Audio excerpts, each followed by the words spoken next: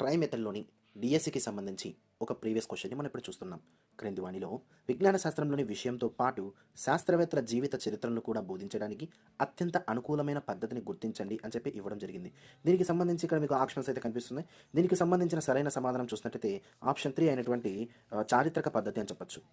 ఎందుకు చారిత్రక పద్ధతి అవుతుంది అంటే, ఇంకా చారిత్రక పద్ధతి అంటే ఏమిటి అన్ని అంశాలు కూడా ఇప్పుడు మనం ఫాస్ట్గా డిస్కస్ చేసేద్దాం. చారిత్రక పద్ధతి ఏం చెప్తుందంటే, ఏదైనా ఒక సంఘటన కానీ ఒక ఆవిష్కరణ కానీ జీవిత చరిత్రల గురించి చెప్పేటప్పుడు వాటి యొక్క పూర్వ చరిత్రను కూడా బోధించడమే చారిత్రక పద్ధతి అని చెప్పొచ్చు. ఈ చారిత్రక పద్ధతిలో మళ్ళీ 4 రకాలు ఉన్నాయి. ఉపఖ్యాన పద్ధతి, దీనికే సంఘటన రచన పద్ధతి అంటారు.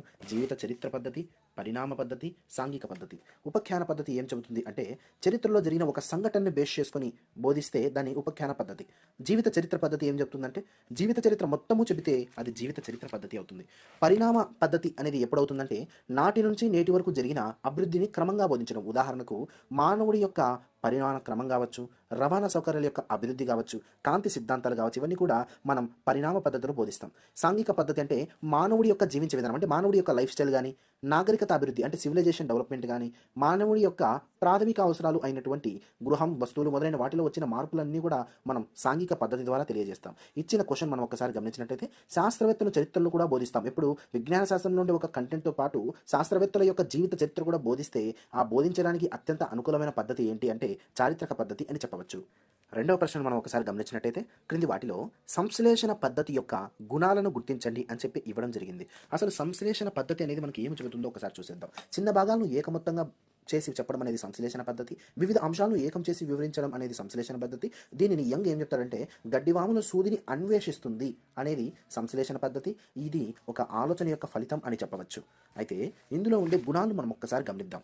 మొదటిది, ఇది సంక్షిప్తమైన పద్ధతి. ఇది సరైనది. ఎందుకంటే మనకు విశ్లేషణం అనేది చాలా వివరణాత్మకంగా ఉంటుంది. అయితే సంశ్లేషణం అనేది ఒక సంక్షిప్తమైన పద్ధతి అని చెప్పవచ్చు. రెండో ఆప్షన్ చూద్దాం. ఇది కాలాన్ని పొదుపు చేస్తుంది. ఇది సరైనదే. మూడో ఆప్షన్ చూద్దాం. ఇది అన్వేషణ దృక్పథాన్ని పెంపొందిస్తుంది. ఇది సరైనది కాదు. ఎందుకంటే అన్వేషణ దృక్పథాన్ని పెంపొందించేది మనకు ఒక్కసారి గమనించినట్టయితే విశ్లేషణ అని చెప్పవచ్చు. సంశ్లేషణ ఏం చేస్తుందంటే సమస్య సాధనలో వేగాన్ని పెంచుతుంది కేవలం. అన్వేషణ దృక్పథాన్ని పెంపొందించేది విశ్లేషణ అని చెప్పవచ్చు. అలా కాకుండా మనకు యంగ్ చెప్పిన మాట ఏంటంటే, గడ్డివాములో సూదిని అన్వేషిస్తుంది అంటే మనం సంశ్లేషణ పెట్టాలి. ఒకసారి గమనించండి. గడ్డివాములో సూదిని అన్వేషిస్తుందంటే మనం సంశ్లేషణ పెట్టాలి. అలా కాకుండా అన్వేషణ దృక్పథాన్ని పెంచుతుంది అంటే విశ్లేషణ పెట్టాలి. కాబట్టి మూడో ఆప్షన్ సరైనది కాదు.